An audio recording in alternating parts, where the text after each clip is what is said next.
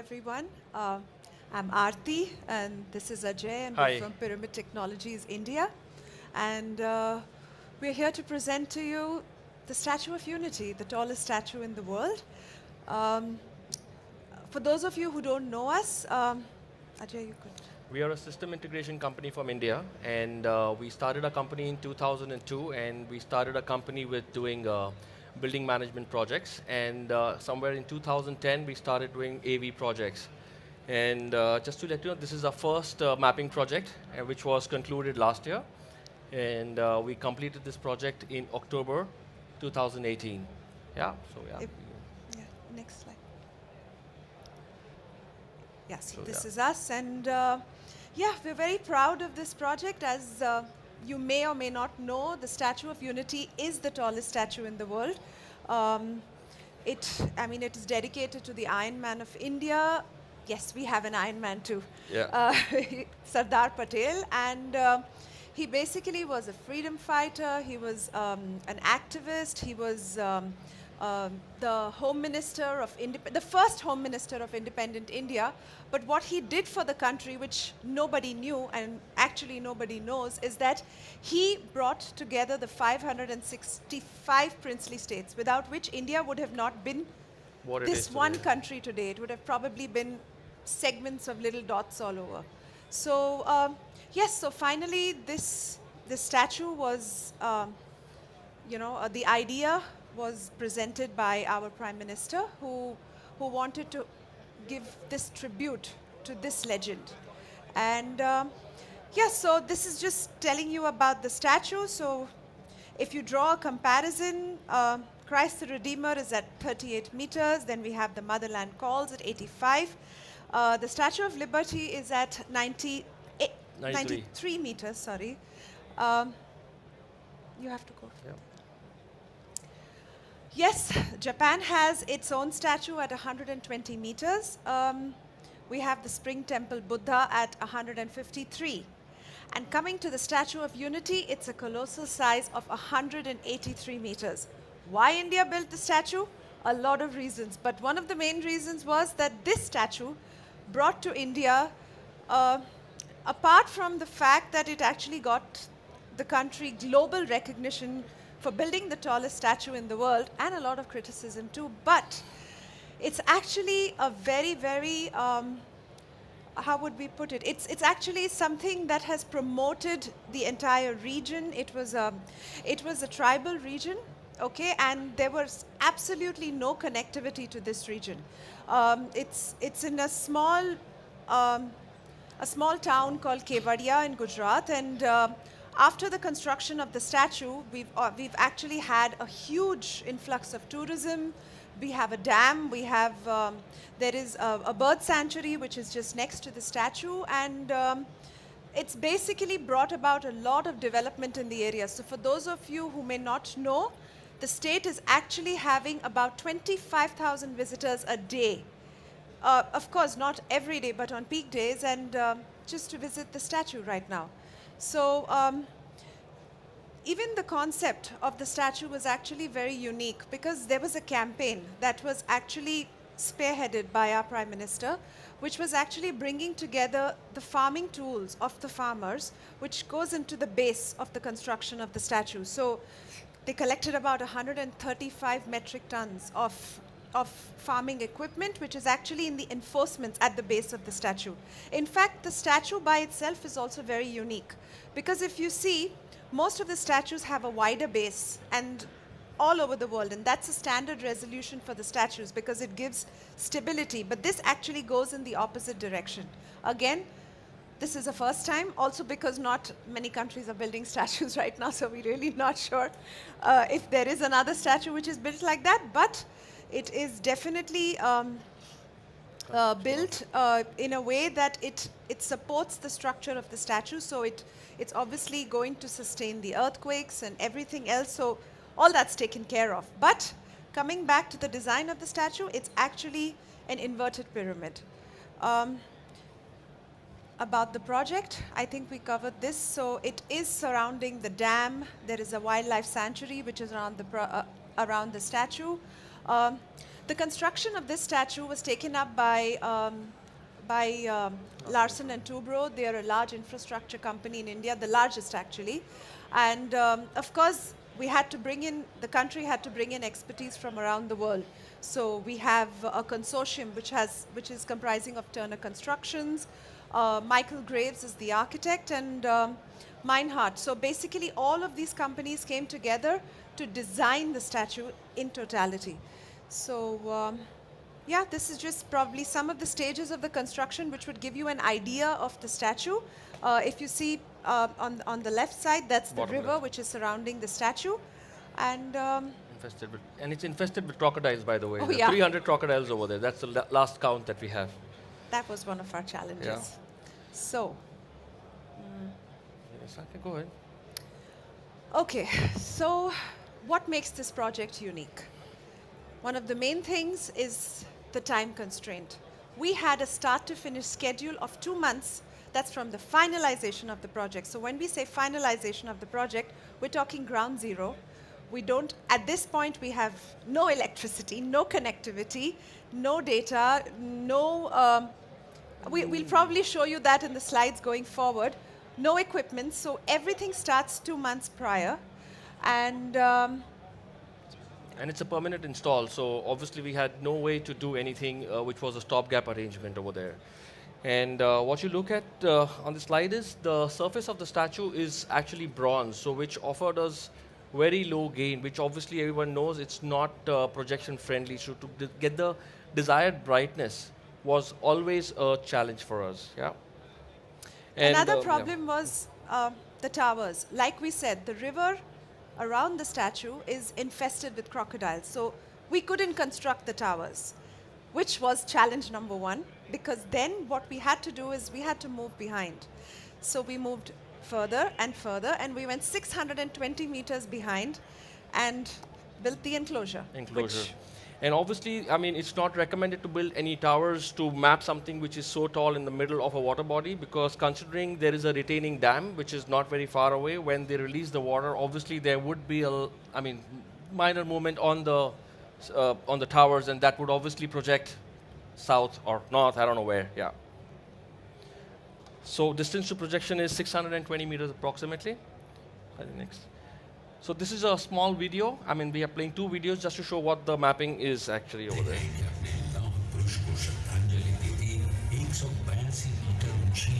So basically it is in Hindi, so you may not understand, but this is how the structure was built. So these are the concrete reinforcements coming up from the center. So one of the directives given to us was we had to cover how the statue was built to give an experience to the person watching, obviously. So the concrete core goes up. There are 2 TMDs. Okay, now this is something very unique, which also was to be captured by us, which basically holds the statue in case of a huge wind velocity because of the height. So it would make sure that the statue is earthquake-proof. And then there was this bronze cladding. So the bronze panels were brought in from all over and reinforced along with the structure. So this is the actual video taken on site, I mean, after the mapping was complete.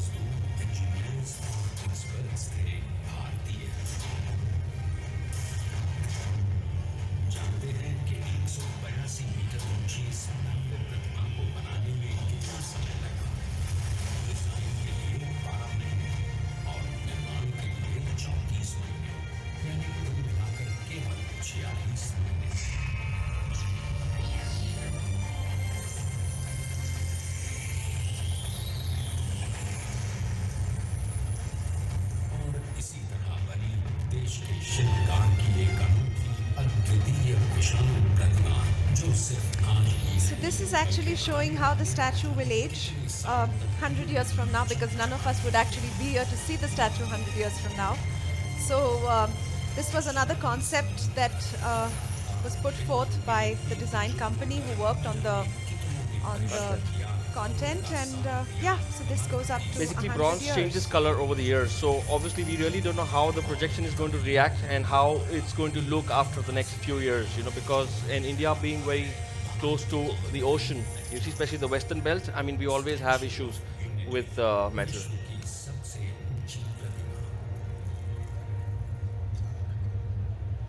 Yeah, so this is one part of it.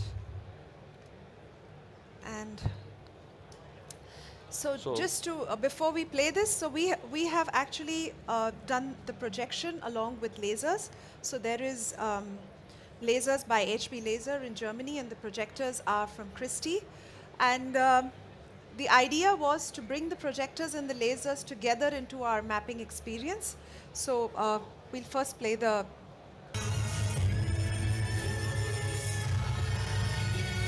Of course, the flickering is because... It's taken from a mobile phone.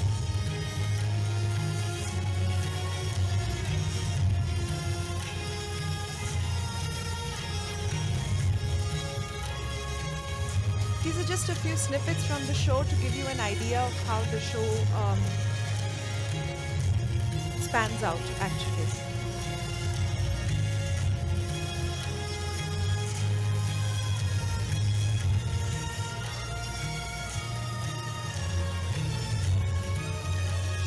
So we had a theme, we had a story to tell about the life of the man who we were mapping, because obviously this is not a historical structure, this is not a building that has any history, it was just created.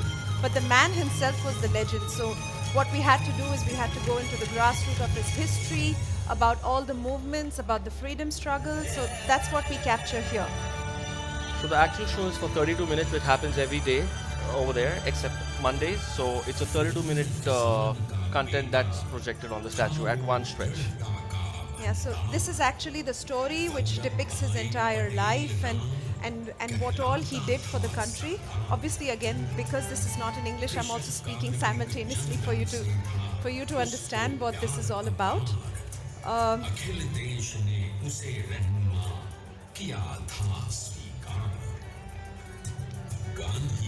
Strangely, a lot of people in India also did not know much about him until the statue came up, because it's just that he was like one of the unsung heroes. In India, everybody knows Gandhi.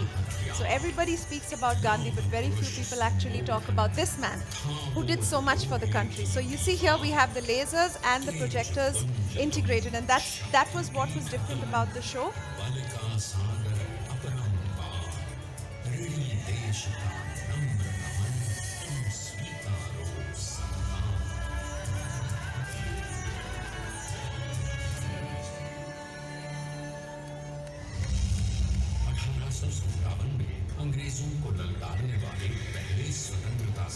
So this is the story with our fight.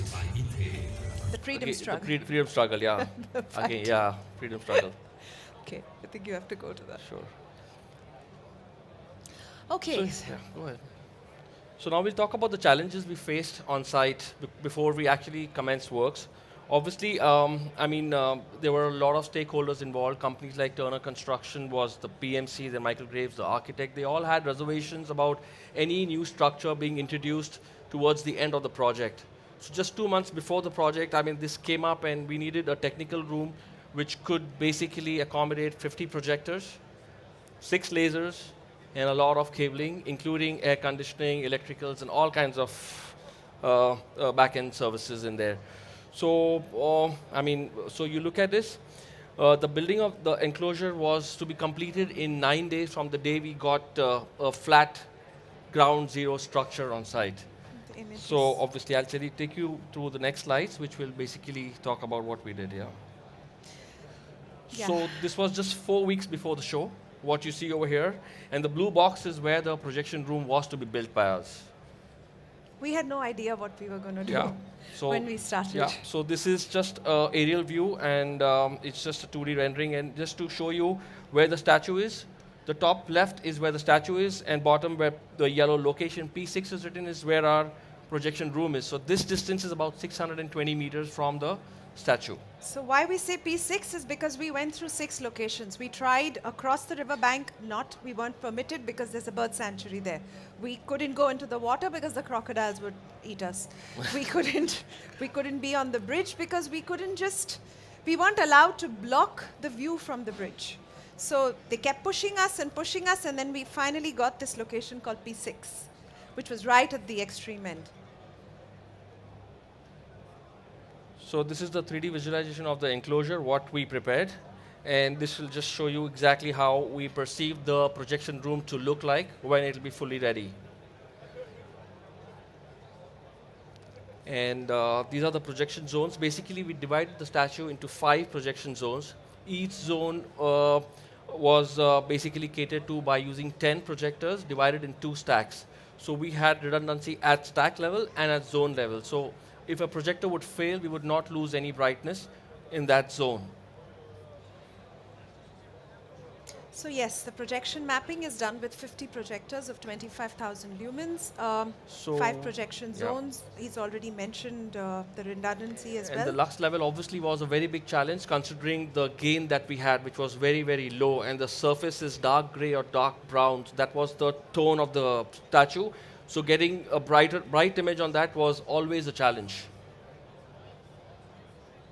So yeah, 20 days to show, 12 days to show.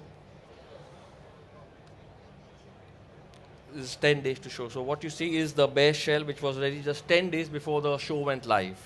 So we had to actually start from scratch, start the building. We didn't have any time. We didn't have time to think. We just knew we had to get this project out.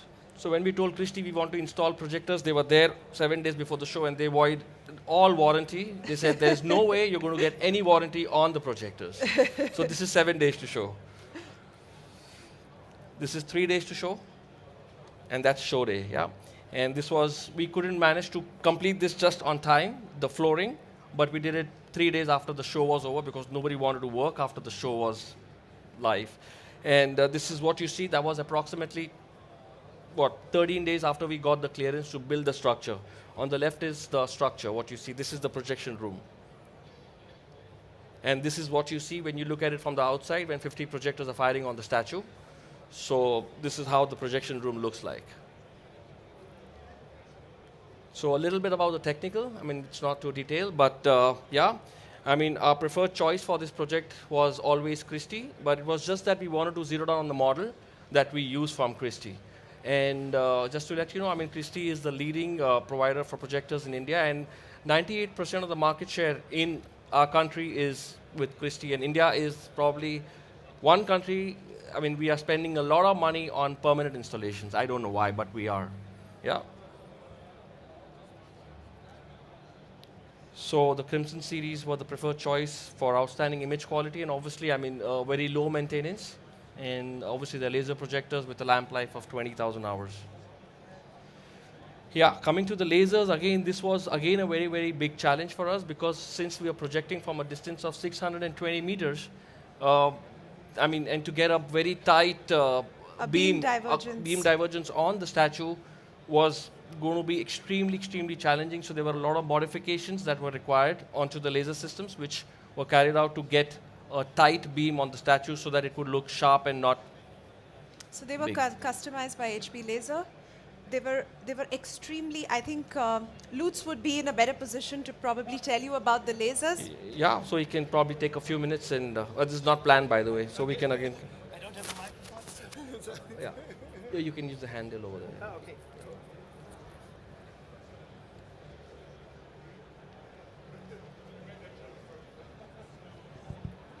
Okay, thank you very much for the invitation. My name is Lutz Bartel. I'm the CEO of HP Laser. And yeah, we was really proud that we also was nominated to deliver the laser systems for this amazing project. And as Aarti and Ajay already told you, the challenge was to get from a 620 meter distance a very sharp projection. So that means a normal laser system, what is easily available on the market and also much cheaper on the market, wouldn't work there. Because I'm not sure if you ever worked with a laser system, but a laser laser system has divergence. That means when the beam travels from the laser system to the projection area, it always expands the beam diameter. And this is called divergent, and it's usually given in milliradian. So in a typical laser system, it's with this output power, what we need there to get a good image on the statue has typically 1 millirad to 1.5 milliradian. That means after the beam is traveling from the laser to the statue, every meter the beam expands by 1 to 1.5 millimeter. So in a distance of 620 meter distance, you would have at least 600 up to 1000 millimeter beam diameter, so a beam diameter of 1 meter. And that definitely will not give you a sharp image on the statue. And so we decided to go for an OPSL technology with a special collimation system and really huge scanning systems inside. And then we have distributed the whole power what we need to 6 laser systems. So in total we used 6 systems with 30 watt output power, OPSL technology with a milliradian of divergence of 0.4 milliradian. So that means we reaches a beam diameter in 600 meters with only 25 centimeters. And this is what the human eyes can see then as a very sharp, crispy image on the statue. And so the laser, why we already started at the beginning with our concept and with the idea to have lasers, because it was only requested to have a 3D video mapping on the statue, but we always prefer to have a laser system or several laser systems in the concept, because with laser you are able to have to highlight individual parts and the structure of the statue, because even if you project with this much lumens to the statue and you have a very bright image there, the laser is still higher in contrast and can highlight even in a projection parts and the structure of the statue itself. So this was the idea of our concept, what was finally accepted, and I think the result speaks its own words, and so we are very happy to supply this solution. And then we synchronized the laser systems and the video together to one show. And thank you to all the servers what we used also to these guys to help us in this to settle up the whole system. Great, thank you. Right. Thanks, you. Lutz. Thank Great. you. Okay. Yeah, obviously coming to the mapping server, which was the heart of the show, was from Disguise, and obviously it was a very simple choice for us to go with Disguise. Though they don't have any installations in India, we still dared to go ahead and import that into the country, and I mean, Disguise was there to support us through and through to make this happen in a short span of time. So just to let you know, I mean, this is Disguise Pro 4x4 with 16 outputs, but in the end, we just use 5 outputs, so we have 9 outputs as spare. So, I mean, another very, very important aspect of this project is we have to all understand that we are projecting on a vertical structure, which is 183 meters tall. And we are somewhere, our projection room is 620 meters away at a height of 51 meters. So to cover such a tall structure with a projection stack is a nightmare. There were 2 choices for us. One is either we would stack the projectors in portrait. That would make life simple, but the projectors would go up to as high as 6 meters, maybe 6.5, 7 meters. So obviously that was not an option for us, considering maintenance, and obviously, I mean, it's not really easy to have a projector at 7 meters and make it work the way you want to. So we decided to have a portrait landscape installation where we had to use mirror assembly. So what you see in the image on the left, you see the projector is actually projecting onto the wall of the projection enclosure. But there is a mirror assembly over there, which has got 3 mirrors, and these mirrors are very, very specialized mirror. Those are military grade mirrors, which have a front coated mechanism, which is with silver, right? Okay, so that's what we see over there, and in the front is the window from where the projection is actually happening on the statue. Yeah, another important system was to have a cooling system that would cater to the heat load that 50 projectors would generate when they're all on at the same time. At the same time, I mean, India is a very humid country, so we had to make sure that there is no condensation on the glass, and there is no loss of brightness or I mean, any quality loss when we have condensation. I mean, with this, we did not have anything of that sort because it's a water-cooled system. One of the main challenges was the size of our projection room. We had this little ledge that we showed before. So that was the size. So it was 23 meters by 3 meters. That's it. That was where we had to accommodate 51. One is our spare. So 50 projectors, 6 lasers, the amplifiers, the disguise server, everything into that particular stack, into that particular room. So this is the indoor cooling system. These are the indoor thermal heat exchangers, which obviously each weigh about 400 kilos. So we had 9 of these in the room. The reason to build this enclosure was obviously we could not have individual housing spread across multiple locations. So the idea was that we bring in everything that an outdoor enclosure does, but all into one big room so that we can have everything working Together. from a single location. Like we said, we didn't have time at hand. It was 9 days to go.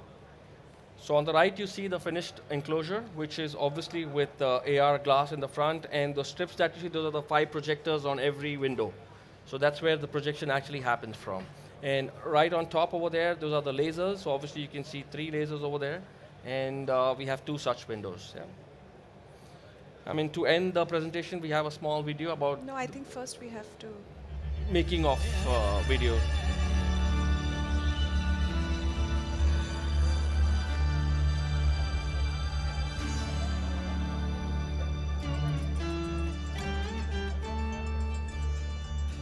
That's the projection location.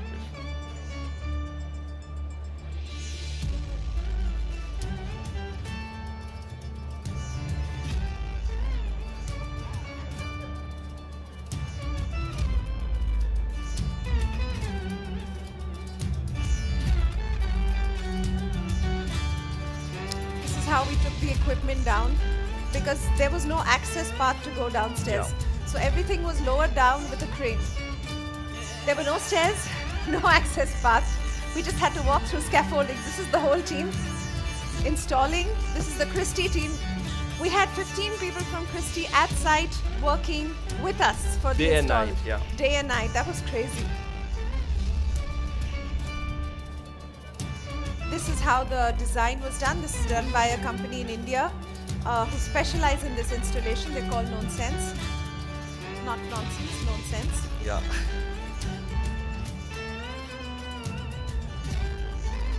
This is all of us. This is how we did the mapping with the disguise. That's the disguise team.